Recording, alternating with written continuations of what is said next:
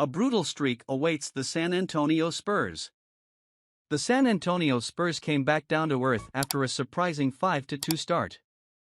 Wins over potential late teams like the Philadelphia 76ers, Minnesota Timberwolves, twice, and Chicago Bulls turned the tables on the Spurs in the first 2 weeks of the season.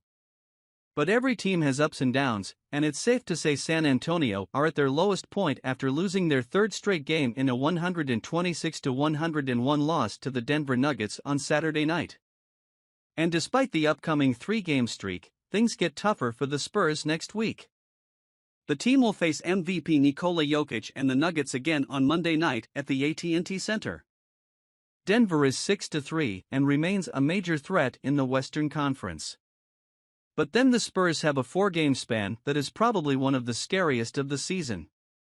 San Antonio welcomes star Ja Morant and division rivals Memphis Grizzlies 7-3, the team that wore the Spurs number last season, at home on Wednesday.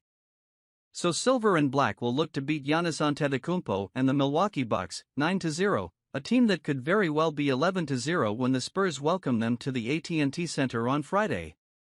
The Bucks are the only undefeated team behind an elite defense that allows for the fewest points per game, 101.1, in the league this season.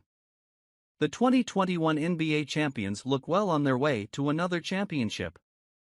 But then the Spurs hit the road to begin a 5-game trip to the West Coast.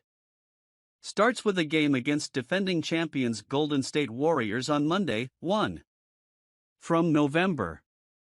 Despite a 3-7 record and a 5-game losing streak, it would certainly be foolish to ignore the ever-dangerous Warriors. Tough tests ahead for Spurs. But proving they can outdo themselves helps reinforce the maturity this young group has shown a few times this season.